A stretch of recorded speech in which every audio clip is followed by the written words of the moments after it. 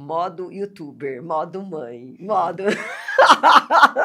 Vai lá, tia. A gente consegue visualizar, assim, tendo um prazer. Essas pessoas vão falar, nossa, mas parece que ele tá gostando. É porque ele gosta disso. Agora, pessoal, vamos para o veredito final. Oiê, eu sou a Lu Brits, está começando agora uma nova série, uma nova temática de conteúdo aqui na Neurosaber, o nosso Lu Analisa, onde vamos reagir a cortes de séries ou filmes com personagens atípicos e avaliar sua retratação. Vem comigo? Hoje vamos analisar juntos essa série de 2017 que dividiu opiniões. Ela acompanha a trajetória do médico Sean Murphy, é isso?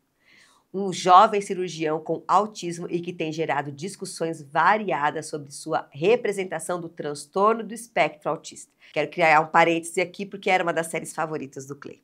Bom, a série aborda um tema muito importante, né? Vários temas como inclusão, empatia e superação, enquanto explora como Sean lida com os preconceitos e limitações impostos por sua neurodiversidade. A série se chama O Bom Doutor ou The Good Doctor.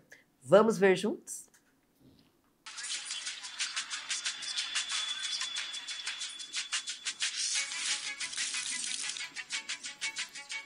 Olha que interessante, né, essa parte. A gente sempre fala que no caso do autismo, a gente tem, principalmente o transtorno espectro autista, né, a gente tem a percepção que eles fazem uma análise, eles têm uma ampla capacidade de ver os pedaços, né? Então eles conseguem ter essa relação de uma forma muito mais assertiva do que pessoas típicas. E olha que interessante, né? Ele está vendo todas as partes que compõem ali, né? As veias, as artérias, então fazendo uma análise muito criteriosa das partes que compõem esse todo.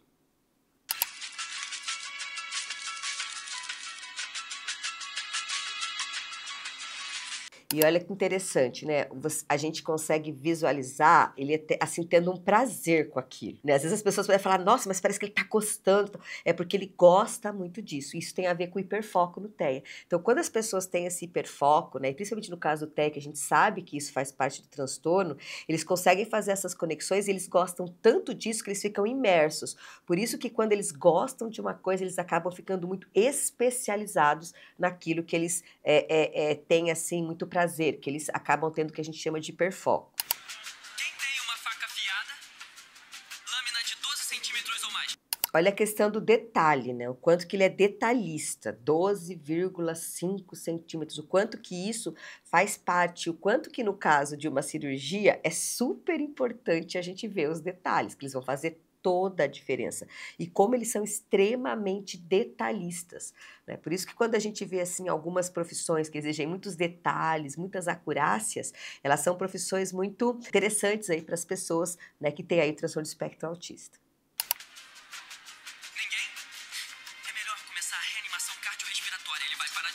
E o como ele fala assim, ele vai parar de respirar numa boa, assim, então ele vai parar de respirar, né? Então, assim, o quanto que esse assunto é extremamente profissional, o quanto ele vê aquilo, e aí as pessoas podem até falar, nossa, mas ele não tem uma empatia, parece que ele não está sentindo nada, né? Na verdade, ele está lidando com um caso, com aquelas questões que a gente fala, né, que o autista às vezes tem, dessa questão da dificuldade dessa percepção social, apesar dele estar cuidando de uma pessoa, na verdade ele está mais interessado com o que a pessoa tem, ou de todo esse aspecto, do que efetivamente essa questão do cuidado com a pessoa em si. E aí o que é uma das coisas interessantes aqui, né? Aqui a gente tem o Dr. Sean, né, que ele é um brilhante médico, né, começando aí a carreira da medicina. E aqui é muito interessante porque nós podemos ter sim, né, autistas com aqui parece que tem altas habilidades, enfim, um nível ali muito bom de cognição, enfim.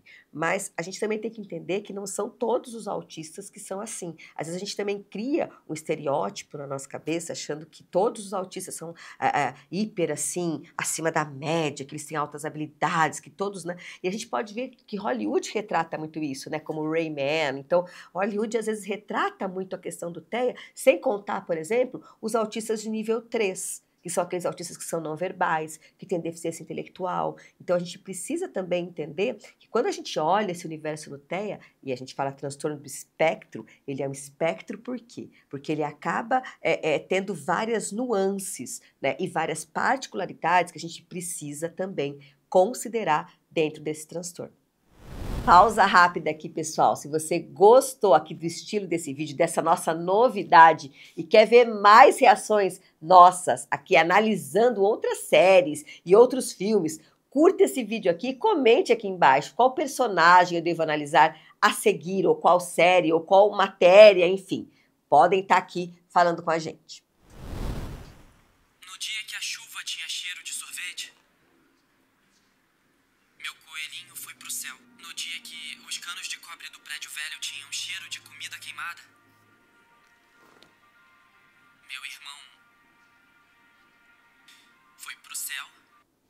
Olha que interessante, né? A gente fala muito da questão do autismo, da questão da hipersensibilidade. Ele acaba relacionando, né, as questões do cheiro, as questões da cor, as questões de barulhos, as situações. Então é muito interessante porque tem alguns casos, como eles têm essas generalizações, então eles acham que sempre que quando tiver um cheiro de alguma coisa pode acontecer aquilo. Então eles não conseguem entender, muitas vezes, essa particularidade que as situações têm, independentemente dessas sensações. Então eles fazem relações muito profundas, juntando sensações e o momento que estava acontecendo aquilo. Então, eles acabam achando que sempre que tiver aquele cheiro, eles acabam fazendo essa relação. E aqui a gente pode ver isso muito bem no filme. Eles deviam ter tido seus próprios filhos e amado essas crianças. Eu quero tornar isso possível para outras pessoas. Interessante a gente ver o discurso, né? Que ele é um discurso monótono, assim, sem tantas entonações. Isso a gente também consegue perceber muito, né, em autistas aí que acabam tendo esse nível de suporte 1, né, que eles acabam tendo essa verbalização, mas você percebe que é um discurso que não tem grandes entonações, né, que é o que geralmente dá o contexto aí para ele para estar se desenvolvendo, né, para a gente estar tendo um melhor nível de compreensão. E eu quero ganhar muito dinheiro para poder ter uma televisão. E aqui é muito engraçado, né? Porque, tipo, eu quero ganhar muito dinheiro para ter uma televisão. Então, o nível de preocupação e o nível de percepção, né? Enquanto contexto, né? E aqui a gente pode estar vendo que ele está sendo avaliado aí para entrar. Então, assim, o quanto que às vezes a gente olha a questão da capacitação da pessoa, nossa, mas ele é autista, será que ele vai dar conta? Enfim, porque isso a gente tem que levar em consideração. Quando a gente tem uma pessoa com autismo, não é só uma pessoa com autismo, a gente está falando aqui do autismo como uma característica ali do transtorno que a gente está falando. Mas quando a gente encontra uma pessoa que gosta muito do que faz, e o TEA, como tem esse hiperfoco, ele vai fazer aquilo muito melhor do que as outras pessoas. Então, isso é algo também que é muito interessante que a gente pode ver aqui. Eu quero ser a primeira a dar as boas-vindas ao Hospital São José Sem Bonaventure. É uma honra tê-lo aqui. E olha que interessante, né? Começou de um jeito, todo mundo olhando, tipo assim, ah, nossa, né?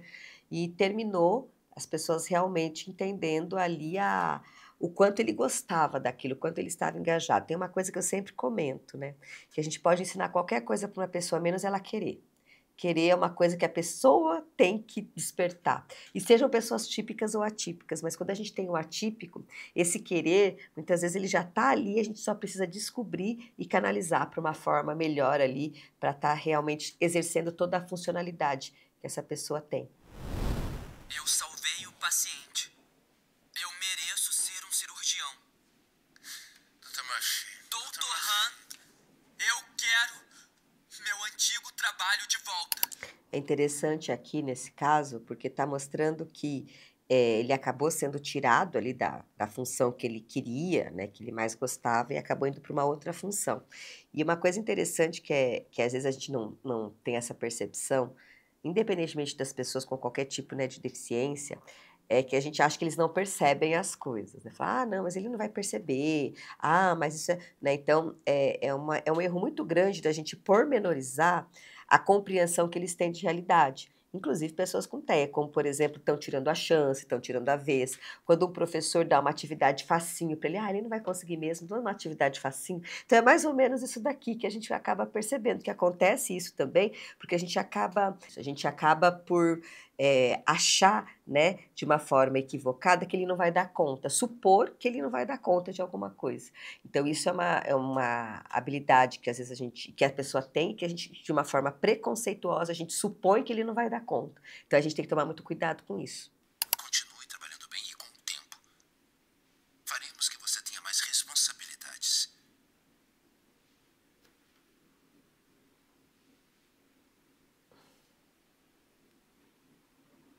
Não. E aqui é uma coisa muito importante, né? Que a gente também vê isso muito em todo o espectro, que é se você falar uma coisa para uma pessoa com autismo, e se ele entender aquilo, ele é a tal da dificuldade de flexibilização, né? Então ele acaba tendo essa dificuldade, que isso faz parte do transtorno, principalmente se ele entende que ele tem uma função, ele não tá sendo realizado aqui, ainda mais que ele tem uma hiperfoco nessa função, isso fica muito difícil de ser negociado. Eu sou um cirurgião. Eu sou um cirurgião. Será que percebe que está confirmando a minha teoria? Eu sou um cirurgião. Eu sou um cirurgião. Eu sou um cirurgião. Eu sou um cirurgião. Doutor, eu sou um cirurgião. Então, aqui o que acontece? Como ele tem essa dificuldade, a gente sabe, né, que as pessoas com autismo têm essa dificuldade em argumentação.